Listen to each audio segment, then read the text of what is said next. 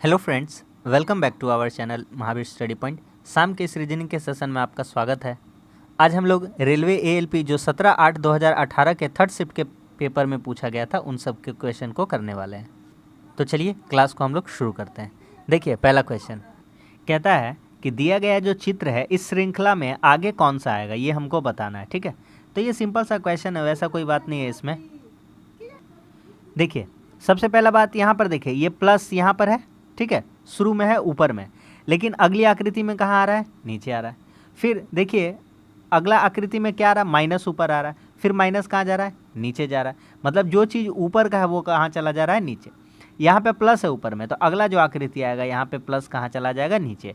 तो सबसे पहले बात है कि ऐसा आंसर को ढूंढेंगे जो आंसर नहीं हो सकता, क्योंकि अच्छा मित्र, अच्छा दोस्त तलाशना जो बहुत ही मुश्किल का काम है, लेकिन जो बुरा दोस्त है दुश्मन को पहचानना बहुत आसान होता है। ठीक है, तो यहाँ नीचे कुछ नहीं है तो इसको काट देंगे, इसको काट देंगे। यहाँ पे प्लस होना चाहिए था, यहाँ पे क्या होना चाहिए था, प्लस होना चाहिए था। इस आधार पे ये क्वेश्चन मतलब ये दोनों आंसर नहीं हो सकता। ठीक है, आगे और ढूंढने का प्रयास करते हैं। ये बिंदु जो यहाँ था सेकंड में, ये चला गया फर्स्ट में। ठीक है, यहाँ पर ये जो प्लस था ये चला गया ऊपर, तो यहाँ से ये जो बिंदु है डॉटेड, ये कहाँ चला जाएगा, ऊपर चला जाएगा। तो फर्स्ट पोजीशन पे ये आ जाएगा। तो यहाँ पे फर्स्ट पोजीशन पे आना चाहिए, कितने पे आना चाहिए, फर्स्ट।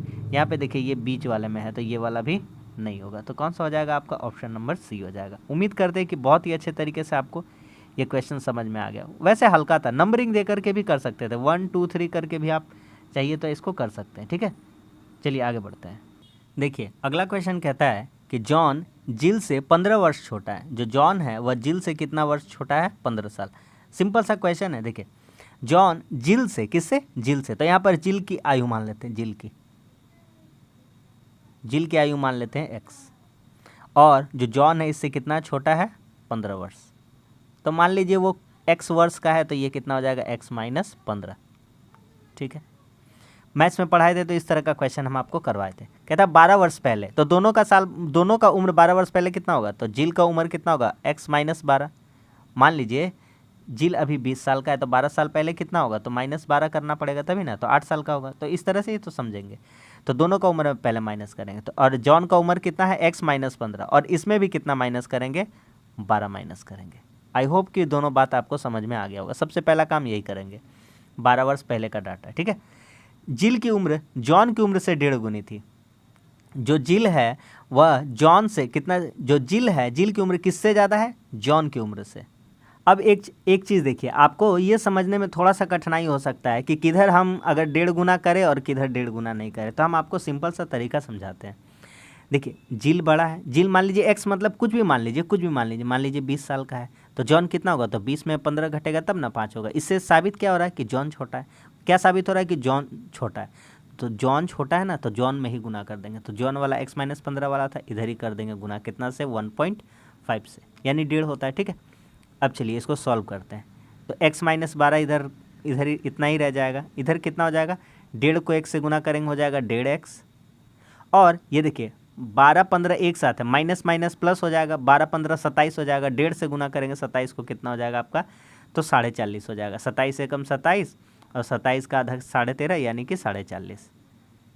क्या मेरा बात समझ में आ गया, बोलिएगा बिल्कुल समझ में आ रहा है, बहुत अच्छा तरीका समझ में आ रहा है। ये x को इधर लेके आ जाएंगे, 0.5 से माइनस, 1.5 से माइनस करेंगे, कितना बचेगा, 0.5। ये 40 इधर आ जाएगा तो कितना बचेगा, 28.5।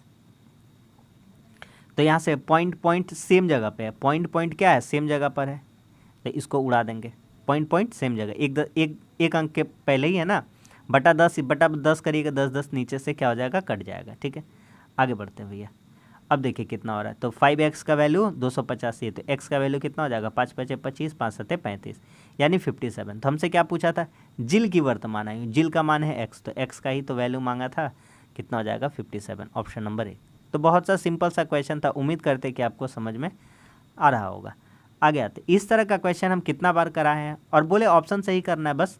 देखिए या तो 1 5 7, या तो 2 5 7, या तो 1 8 7, इन्हीं तीनों में से ऑप्शन देना है। तो 1 5 7 को देखिए पहला बात देखिए, 1 5 7, इसका गुण में, इसमें क्या क्वालिटी है, इसमें क्वालिटी यही है कि ये इस तरह से रेखा खींचा है क्रॉस करके। तो 1 में दिख रहा है, 5 में दिख रहा है, और 7 में दिख रहा है। बोलेंगे 1 5 7 वाला सही है, ये वाला सही पॉसिबल लग रहा है, ये वाला सही, 2 5 7 वाला बिल्कुल सही नहीं हो सकता, क्योंकि 2 में देखिए, 2 में ऐसे है, ऐसे, और एक बीच से ऐसे भी गया है, तो 2 5 7 वाला को हटा देंगे, ये भी नहीं होगा, और 1 8 7 ये भी नहीं होगा, 8 वाला प्लस में है, ठीक है, ये भी नहीं होगा। चलिए एक क्वालिटी तो मिल गया भैया, बहुत अच्छा समझ में आया।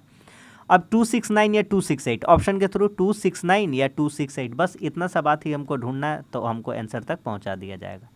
269 2 में कैसे है, 2, अच्छा यहाँ पे देखते हैं पहले 269 कैसा है। तो 2 में ऐसे है और गुना करके एक सीधा रेखा खींचा गया है। 2 ऐसा है, ठीक है। 6 ऐसा है, बिल्कुल है। 9 ऐसा है, 9 भी भैया बिल्कुल है, तो 269 वाला बिल्कुल करेक्ट आंसर हो जाएगा। 8 वाला नहीं हो सकता, क्योंकि 8 वाला में क्या है, प्लस का चिन्ह है, तो 8, तो 268 वाला ये भी वाला भी नहीं होगा, तो लास्ट में कितना हो जाएगा, 438 वाला हो जाएगा, क्योंकि उसमें कैसा चिन्ह जा रहा है, प्लस का जा रहा है। तो इतना अच्छा तरीका से हम आपको समझा दिए कि किस आधार पर इसको अलग कर सकते हैं, कैसे आंसर छांट सकते हैं, आपको सब बात हम सिखा दिए, ठीक है। आगे आते हैं। मेरा जितना पहले का क्लास पड़ा हुआ है, चाहे एसएससी का करवाएं हो रीजनिंग या मैथ्स, या रेलवे का ही करवाएं हो रीजनिंग और मैथ, ऑल प्रैक्टिस भी करवाएं ऑल एग्ज़ाम का, तो उसको भी आप ज़रूर प्रैक्टिस करिए। सारा नया क्वेश्चन ही उसमें डाल रखे, ठीक है, और जितना प्रीवियस ईयर है सभी डाल रखे, तो उनको भी ज़रूर करिए। फिर से एक क्वेश्चन आ गया, करके बताइए। तो हमको 1 वाला अच्छा लग रहा है, 2 वाला अच्छा लग रहा है, और 5 वाला अच्छा लग रहा है, तो हमारा हो जाएगा 1 2 5, एक ग्रुप मिल गया भैया। 1 2 9 नहीं होगा, सबसे पहले इसको नज़र के सामने से हटा लेते हैं, ठीक है। उसके बाद एक और चीज़ मिलेगा, देखिए 3 7 8, 3 7 8 भी एक ग्रुप में हमको नज़र आना चाहिए, बिल्कुल आना चाहिए। 3 6 8 तो नहीं हो सकता भैया, इसको हटा दीजिए। ये 4 7 8 है, ये बकवास का बात कर रहा है, इसको भी हटा दीजिए। 4 6 9, 4 6 9 को मिला लीजिए, 4 6 9, इसमें 3 देखा है, बोलिएगा वाह भैया मज़ा आ गया। तो कितना हो जाएगा अब, 4 6 9। तो इस तरह से समझना होता है। ऑप्शन नंबर ए सही है इसका भी। उम्मीद करते हैं कि आपको बहुत ही अच्छे से समझ में आ रहा है। आगे आते हैं। A B C, इसका लिखा हुआ है Z Y X। आगे हमको रिलेशन बताना है D E F, ये किससे रिलेशन रखेगा। सिंपल सा क्वेश्चन है। A का क्या होता है, A के एक घर पीछे क्या होता है, Z। B का, अच्छा Y उल्टा दिया गया है, ऑपोजिट, और C का क्या होता है, X। तो D का उल्टा क्या होता है, डाउन, यानी W। E का क्या होता है, इक्विवेलेंट, याद करा है। F का क्या होता है, तो F का होता है आपका U होता है। तो इस तरह से आपका WVU क्या हो जाएगा, WVU। मेरा सेशन रोज़ देखिए, आपको रोज़ ना रोज़ एक कंसेप्ट के माध्यम से पूरा चैप्टर धीरे धीरे कहीं ना कहीं आपका कंप्लीट होता चलता है, तो डेली देखने का कोशिश करिए। कहता है ऊपर दिए गए अनुक्रम का उपयोग करके खाली स्थान को भरें। कैसे लिखा हुआ है, देखिए R हैशटैग और स्टार, इसको डिनोट किया गया है किसे, J क्वेश्चन मार्क और F से। कैसे हुआ है थोड़ा सा देख लेते हैं। R के बाद J का रिलेशन है, तो 1 2 मतलब नेक्स्ट घर के बाद ये +2 हुआ है। हैशटैग के बाद कितना है, क्वेश्चन मार्क, हैशटैग यहाँ पर 1 2 तीसरे घर के बाद यहाँ पे था। जाहिर सा बात ये हमको लगता है कि चौथे घर के बाद होना चाहिए। स्टार के बाद F, स्टार यहाँ है, तो 1 2 3 4 चौथे घर में। बोलिए मेरा अंदाज़ा सही निकला कि नहीं। आप भी बनाइएगा तो आपका भी अंदाज़ा सही निकलेगा, आपका भी दिमाग का ढक्कन खुलेगा धीरे धीरे कि हाँ कैसे काम करता है ये। तो इसमें +2, इसमें +3, इसमें +4, ऊपर से खोज लेते हैं कौन कौन ऐसा बात है। तो डॉलर के बाद +2 वाला आदमी को ढूंढ के लाते हैं, Q है, Q आंसर में है, B है और C है, A नहीं होगा, D नहीं होगा, फालतू का क्वेश्चन हट गया। F तो कंपलसरी है, दोनों ऑप्शन में है। अब ढूंढते हैं किसके बाद, J के बाद। J के बाद हमको चौथे घर पे जाना होगा, J के बाद। J यहाँ पे तो 1 2 3 4, चौथा घर वाला इंसान कौन है, हैशटैग। बस आंसर आ गया, QF hashtag, option number B। मज़ा आ रहा है कि नहीं आ रहा है, मज़ा आना चाहिए बस। आगे बढ़ते हैं। अगला सवाल, वाक्य और विवाद, मतलब धीरे धीरे जो लॉजिकल रीजनिंग है इसका जो वेटेज है वो बढ़ता जा रहा है। पहले कथन, अवधारणा, पूर्व अनुमान, कथन, निष्कर्ष, तर्क ऐसा देता था, अब धीरे पूर्व अनुमान, अनुमान, अब धीरे धीरे बढ़ता जा रहा है। अब देखिए लिखा गया वाक्य और विवाद, अब इस पर हमको चर्चा करना और इसका आंसर हमको निकालना है। कहता है कि क्या CBCDT द्वारा भारत में आयकर को समाप्त कर देना चाहिए। कह रहा है CBDT, ठीक है, क्या CBDT द्वारा भारत में आयकर को समाप्त कर देना चाहिए, यानी इनकम टैक्स को समाप्त कर देना चाहिए। ठीक है, निष्कर्ष निकालते हैं भैया। हाँ, यह भारत में वेतन भोगियों के लिए एक अनावश्यक बोझ होता है, ठीक है, पढ़ लिए विवाद। दूसरा विवाद कहता है नहीं, यह भारत सरकार के लिए राजस्व का एक बेहतरीन स्रोत है। केवल दो विवाद है कि केवल एक सशक्त है कि दोनों नहीं है कि दोनों है, हमारा ऑप्शन दिया गया।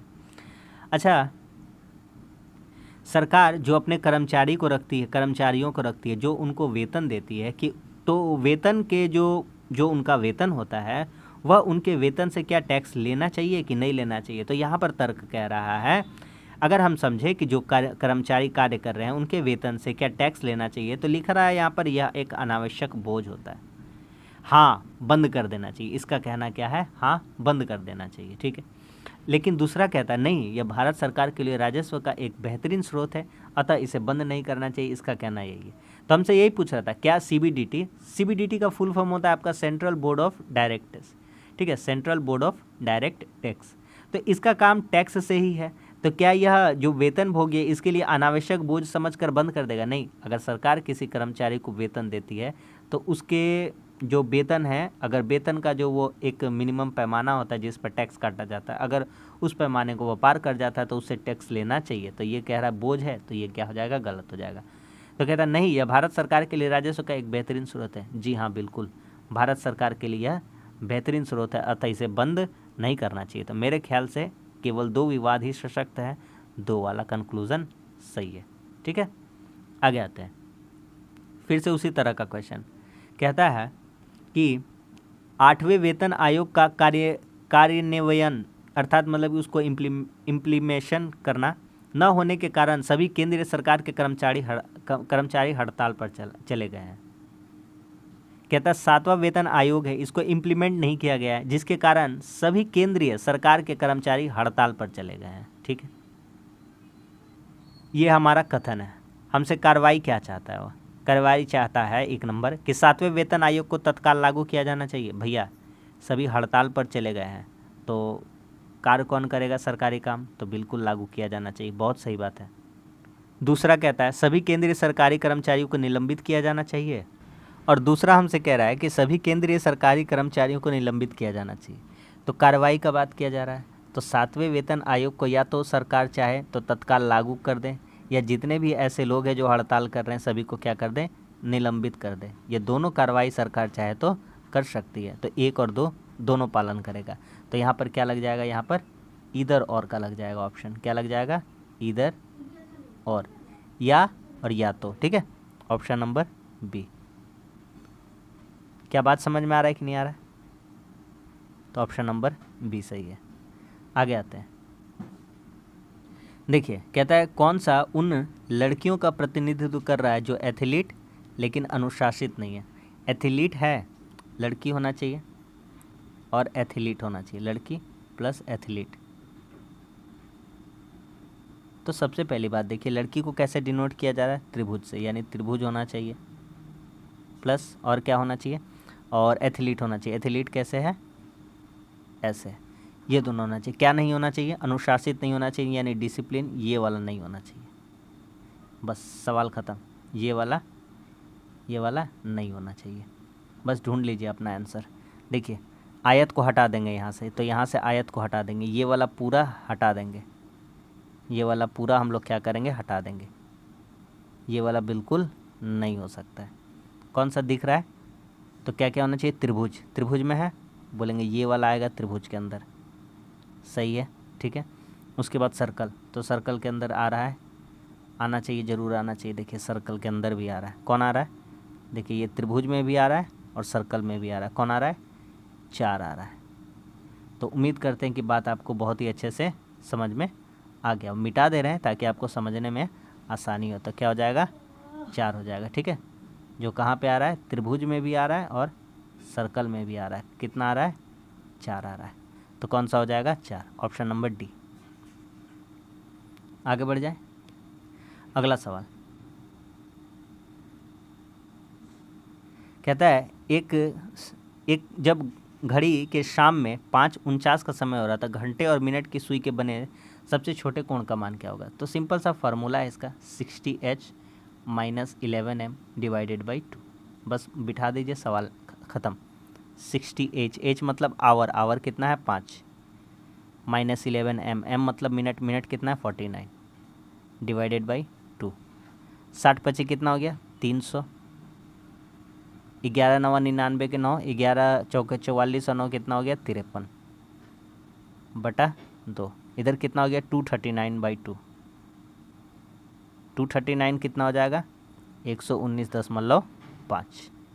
यही डिग्री हो जाएगा। ऑप्शन नंबर है, ऑप्शन नंबर डी है।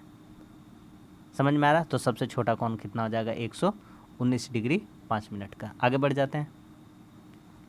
अगला सवाल कहता है प्रश्न चिन्ह के स्थान पर कौन सा आएगा। देखिए पहला आकृति में देखिए ये ऐसा था, ठीक है, और फिर ये ऐसा था,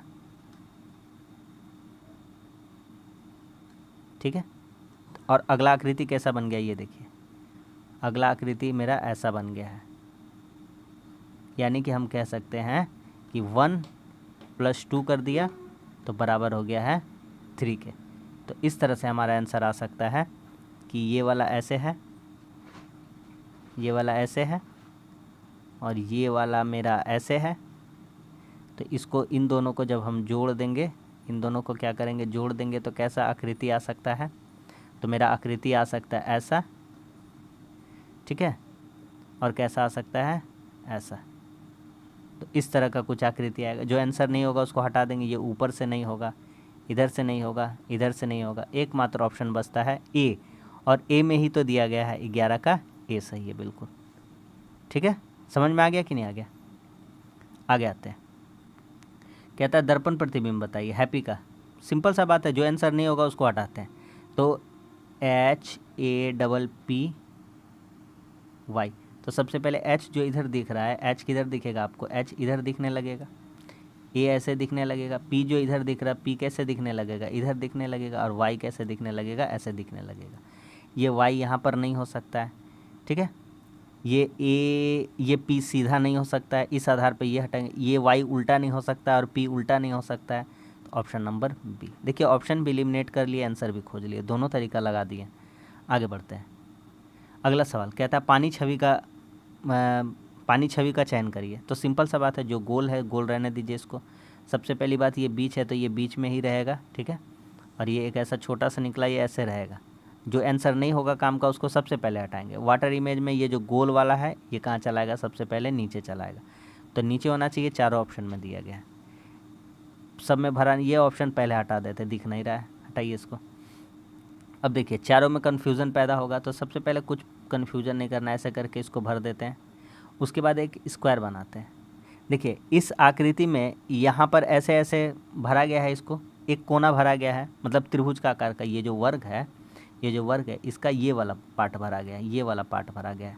तो जब आप इसको मिरर इमेज में देखिएगा, तो मिरर इमेज में पलट के देखिएगा तो कैसा दिखेगा।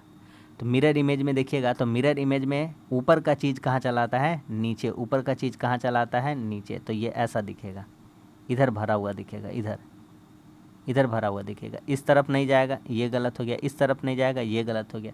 तीनों ऑप्शन भी छाट दिए, अपना आंसर भी खोज लिए, ऑप्शन नंबर ए सही है। आगे आते हैं। कहता है सर्वोच्च न्यायालय ने निर्णय लिया है कि सभी बलात्कारियों को आमरण फांसी पर लटका दिया जाए, मतलब तुरंत ही, ठीक है। सर्वोच्च न्यायालय ने निर्णय लिया है कि सभी बलात्कारियों को आमरण फांसी पर लटका दिया जाए, ठीक है। कहता है महिलाओं को सुरक्षा मिलेगी, मान्यता ऐसी है। दूसरा है बलात्कार के मामले में कमी आ जाएगी। पहली बात, मेरी बात समझने की कोशिश करिए।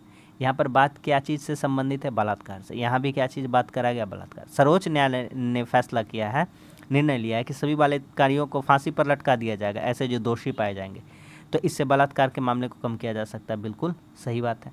महिलाओं को सुरक्षा मिलेगी नहीं, अगर हो सके महिलाओं के खिलाफ बलात्कार ना, कोई और भी अपराध हो सकते हैं, महिलाओं के साथ कोई और भी अपराध हो सकते हैं, कोई अन्य अपराध भी हो सकते हैं। तो इससे हम ये नहीं कह सकते हैं कि पूर्णतः सुरक्षा मिल ही जाएगी, ठीक है। तो ये वाला गलत हो जाएगा, केवल मान्यता 2 सही है, ऑप्शन नंबर ए, ठीक है। बहुत जने गलत कर देंगे इसका आंसर, तो ध्यान से ठीक करना है। आगे आते हैं। देखिए बहुत ही अच्छा से हम आपको सिखाए हैं, ये वाला करिए, अभी करने का प्रयास करिए।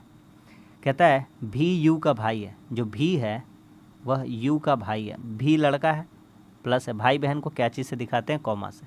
कहता है यू डब्लू की बहन है, और यू क्या है, बहन है डब्लू की, ठीक है, यू किसकी बहन है, डब्लू की, तो यू डब्लू की बहन है। कहाँ लिखे इसको, रुकिए ऐसे कर देते हैं, काहे कर रहे हैं हम आपको सब कारण बताएंगे। यहाँ लिख देते हैं भी, भी क्या है, भाई है, किसका भाई है, यू का, ठीक है, यू का भी जेंडर नहीं पता है, भाई बहन को कॉमा से दिखाते हैं, लड़का को प्लस से, अभी यू का जेंडर नहीं पता है, भाई भी हो सकता है बहन भी, यू डब्लू की बहन है, तो यू क्या है, बहन है, किसकी बहन है, डब्लू की, डब्लू की बहन है, ठीक है, बार बार डब्लू गलती हो जाएगा। इधर आते हैं, अगर ये दोनों भाई बहन है तो डब्लू इसका भी भाई लग सकता है ना, यू डब्लू की क्या है, बहन है, तो डब्लू या तो भाई या तो बहन लग सकता है। कहता है एक्स यू का पति है और ये इसका क्या है, पति है, यही कन्फ्यूज़न कर रहा था, इसीलिए इसको साइड में कर दिया डब्लू को। कहता है डब्लू भी से कैसे संबंधित है, तो डब्लू भी का क्या लगेगा, अगर ये इसका भाई लगेगा, अगर ये इसकी बहन है यू डब्लू की, तो भी डब्लू का क्या लगेगा, भी क्या लगेगा, भाई लगेगा। सिंपल सा तो बात है, क्या बात समझ में आ रहा है, तो भाई या बहन लग सकता है, ठीक है। डब्लू का जेंडर नहीं पता है, डब्लू का जेंडर नहीं पता है तो क्या हो सकता है, भाई या बहन, ठीक है, यहाँ पे लिख देते हैं भाई या बहन। उम्मीद करते हैं कि आप सभी को समझ में आ गया होगा। आगे आते हैं, बढ़िया सा क्वेश्चन है, कहता है ए से लेकर ओ दोनों सम्मिलित तक हर प्रत्यावर्ती अक्षर या अंक चिन्ह को निकाल दिया जाए तो दाईं ओर से पांचवा पद कौन सा होगा। सबसे पहले ये वर्ड समझते हैं, प्रत्यावर्ती। प्रत्यावर्ती मतलब कि हर एक के बाद, इसको अल्टरनेट भी कह सकते हैं, ठीक है, इसको क्या कह सकते हैं, अल्टरनेट, अल्टरनेट, ठीक है। देखिए अब सवाल क्या करेंगे, एक से लेकर के ओ तक, तो एक लिखेंगे और कह रहा है एक और ओ दोनों को सम्मिलित रखना है, तो एक के बाद हैशटैग काट देंगे। अच्छा चलिए यहाँ पर लिखते हैं, तब आपको हम समझाएंगे बहुत आसान तरीक़ा से। AMB #6, अच्छा एंड है ना, एंड है, NC = 3 एक्सक्लेमेटरी ओ तक ही था, बस ओ तक था, ठीक है। अब देखिए इसमें आपको एक काम करने को कहा गया था कि अल्टरनेट को हटाइए, इसको हटाइए, इसको हटाइए, इसको हटाइए, इसको हटाइए, इसको हटाइए और इसको हटाइए, तो बचेगा आपके पास क्या क्या वो देखिए। तो एक बचा, M बचा, हैशटैग बचा, आपका ये बचा एंड, C बचा, 3 बचा और O। कहता दाएं से पांचवा कौन होगा, तो आपको पता ही है, सबको पता है कि ये राइट है और ये क्या है, अरे भैया बहुत बड़का झोल है, ये राइट है और ये क्या है, लेफ़्ट है। तो कहता है दाईं ओर से पांचवा कौन सा होगा, तो गिन लीजिए अपना दाईं ओर से पांचवा कौन सा होगा। तो दाईं ओर से पांचवा 1 2 3, हमको हैशटैग लग रहा है, 1 2 3 4 5 हैशटैग होगा, 5th कौन होगा, हैशटैग, हैशटैग है ऑप्शन नंबर डी, तो आपका करेक्ट आंसर हो जाएगा ऑप्शन नंबर डी। उम्मीद करते हैं कि सबको समझ में आ गया, बहुत ही प्यारा सा और खूबसूरत सा ये क्वेश्चन था। आगे बढ़ते हैं, मैथ का क्वेश्चन है, ठीक है। कहता है 250 का 46% किसके बराबर है, तो 250 का 46%, 250 का 46% हटाने के लिए बटा 100, तो इसमें ज़्यादा समय भी तो नहीं लगना चाहिए आपको। क्या ये जीरो से ये जीरो क्या हो गया, कट गया, 5 × 5 = 25 और 5 दूनी 10, 2 से इसको काट देंगे 23 बार में, और 23 को 5 से गुना कर देंगे 115, ऑप्शन नंबर बी सही हो जाएगा, ठीक है। नेक्स्ट क्वेश्चन कहता है इसका जोड़ा बताइए कैसे कैसे सही है। 1,1 है, 4 64 है, ठीक है, 8 512 है। देखिए अगर हम बात करते हैं 1 का स्क्वायर और 1 का क्यूब, सेम रिजल्ट आएगा। अगर हम बात करते हैं 2 का स्क्वायर, नहीं ऐसे नहीं होगा, तो पहला का ही ले लेते हैं, तो हम 4 का पावर 1 लिखते हैं और फिर 4 का पावर 3 कर देते हैं, फिर हम 8 का पावर 1 करते हैं और फिर हम 8 का पावर कितना कर देते हैं 3, लेकिन 9 का पावर 1 लिखेंगे और 9 का पावर क्यूब लिखेंगे तो 9 का पावर क्यूब कितना हो जाता है 729, लेकिन यहाँ क्वेश्चन में कितना दिया गया है 719। इस आधार पे ये आंसर नहीं हो सकता है, ऑप्शन नंबर ए सही है, ठीक है, हल्का सा क्वेश्चन है, समझ पा रहे हैं। आगे आते हैं। कहता है सभी कुत्ते बिल्ली हैं, सभी बिल्ली चमगादड़ है। सभी कुत्ते क्या है? बिल्ली है, सभी बिल्ली चमगादड़। सभी कुत्ते बिल्ली है और सभी बिल्ली क्या है? चमगादड़। बन गया डायग्राम, सिंपल सा, दुनिया का सबसे आसान आपका सिलोक्स का क्वेश्चन है। कहता है सभी चमगादड़ बिल्ली है। सबका सब चमगादड़ क्या बिल्ली है? नहीं, चमगादड़ का ये वाला एरिया खाली है, इतना दूर का एरिया बिल्ली का था, तो चमगादड़ का इतना भाग बिल्ली हो सकता है, तो सबका तो नहीं हो सकता। आई एम सॉरी भैया, ये नहीं होगा। सभी कुत्ते चमगादड़ है। हाँ, सब कुत्ता जो है किसके अंदर आ रहा है? चमगादड़ के। तो सभी कुत्ते क्या हो सकते हैं? चमगादड़। बिल्कुल सही है, केवल 2 ऑप्शन नंबर बी सही है। ठीक है, समझ गए। आगे कहता है कि इसके नेक्स्ट पार्ट में कौन सा आकृति आएगा, ढूंढिए। सबसे पहली बात है, ये जो आकृति है इसको कैसे घुमाया जा रहा है? तो इसको घुमाया जा रहा है ऐसे, ठीक है। इसको घुमाया जा रहा है आपका एंटी क्लॉकवाइज, ठीक है, एंटी क्लॉकवाइज घूमेगा। तो ये देखिए, ये ऐसे था, ये ऐसे था, उसके बाद ये कैसे हो गया? अच्छा, ये गायब हो गया क्या? इसमें ये आकृति था, तो सेकंड में ये आकृति, तो मेरा ये आकृति है। तो सबसे पहली बात, हम इसको घुमाएंगे, कितना डिग्री घुमाएंगे? तो इसको 90 डिग्री घुमाएगा। ये जो त्रिभुज था पहले में, इसको घुमा करके ऐसे कर दिया गया, ऐसे 90 डिग्री एंटी क्लॉकवाइज घुमा दिया गया। तो हमारा भी घुमा देते हैं ना, ये वाला हमारा ऐसे है, तो हम जब घुमाएंगे तो कैसे हो जाएगा ये? तो हम घुमाएंगे तो हमारा हो जाएगा ये वाला ऐसे। तो हमारा नीचे बड़ा होना चाहिए, नीचे क्या होना चाहिए? बड़ा। ये वाला हो जाएगा हमारा ऐसे हो जाएगा, ठीक है। तो कौन सा आंसर नहीं होगा? ये नहीं होगा, ये नहीं होगा, ये नहीं होगा, छोटा नीचे नहीं होगा। एकमात्र विकल्प बचता है ऑप्शन नंबर 4, ठीक है। अच्छा, इसमें ये बड़ा वाला जो था ये खाली हो गया, तो इसमें भी ये जो बड़ा वाला, या यूँ कह सकते हैं कि नीचे वाला खाली हो जा रहा है ना। और चलिए, इसमें नीचे वाला तो खाली नहीं हो रहा, लेकिन एक वो खाली भी होना चाहिए, ये भी सही है। तो ऑप्शन नंबर 4 वाला बिल्कुल क्या है, इसके अकॉर्डिंग सही है, ठीक है। ऑप्शन एलिमिनेशन लगा लिए, जब 3 को वो नहीं हुआ तो ये चौथा डेफिनेटली हो जाएगा। आगे आते हैं। कहता है यदि प्रत्येक गेंद का वजन समान है तो 10 लोहे की गेंद का वजन क्या होगा? सबसे पहले इस बात पे नोट करेंगे, प्रत्येक गेंद का वजन क्या है? समान है। कहता है प्रत्येक बोल का 1/4 5 है। प्रत्येक बोल का 1/4 1/4 कितने किलोग्राम के बराबर है? 5 kg। तो प्रत्येक बॉल, तो एक बॉल का वेट कितना हो जाएगा? 20 kg पर बॉल। देखिए, पर का चिन्ह लगा दिया ना, प्रति का। कहता है 3 लोहे का कुल वजन 2 लोहे के कुल वजन के। तो 3 लोहे का कुल वजन मान लेते हैं हम 3x लोहा है, 2 के कुल वजन के, दोनों सब लोहा तो बराबर है, इससे कितना है? 20 ज़्यादा है, तो x, तो x का वैल्यू यहाँ से कितना आ जा रहा है? 20। तो दोनों तरीक़ा से आ सक रहा है। तो या तो वाला लग जाएगा ऑप्शन नंबर 1, इधर और, ठीक है। समझ पा रहे हैं? दोनों तरीक़ा से हम लोग निकाल सकते हैं। सिंपल सा क्वेश्चन था, आराम से समझ लीजिएगा अगर एक बार नहीं समझ में आया तो। अरे भैया बोलिएगा ये 3x 2x कहाँ से आ गया? अरे भैया 3 लोहा, तो प्रत्येक गेंदा का समान है, 5 तिया 15 होता है। 5 अगर मान लेते एक लोहा का, तो 3 लोहा का 5 तिया 15। अगर 2 का मान लेते 5, तो 2 5 10। तो उसी तरह से बात समझ में आ गया कि नहीं आ गया? आगे आते हैं। कौन सा इसमें नहीं होगा ये हमको बताना है। थोड़ा सा भयंकर क्वेश्चन है, बच के थोड़ा सा, ठीक है। देखिए, सिंपल सी बात हम आपको लॉजिक बताते। एक देखिए, ये पहला वाला में क्या हो रहा है समझिए, ये पूरा कंप्लीट है, इसके बाद इसका नीचे वाला उड़ा है, फिर इसका ऊपर वाला उड़ा है, ठीक है। देखिए हम दिखाते हैं।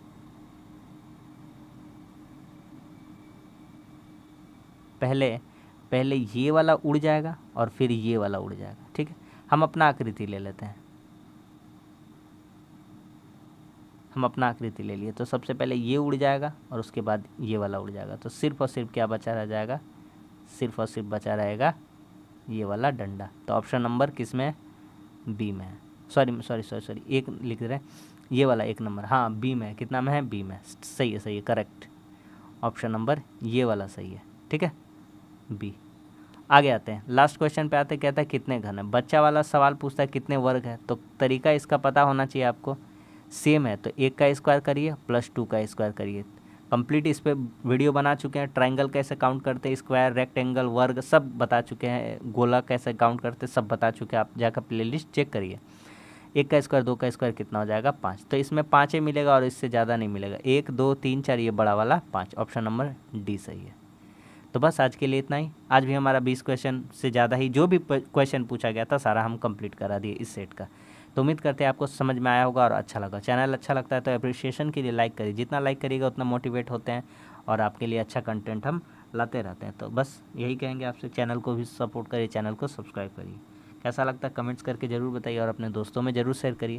और इसका टेलीग्राम लिंक नीचे डिस्क्रिप्शन में मिल जाएगा, जहाँ पर इसका आपको PDF मिल जाएगा। तो चलिए मिलते हैं अब अगले क्लास में, तब तक के लिए धन्यवाद। जय हिंद।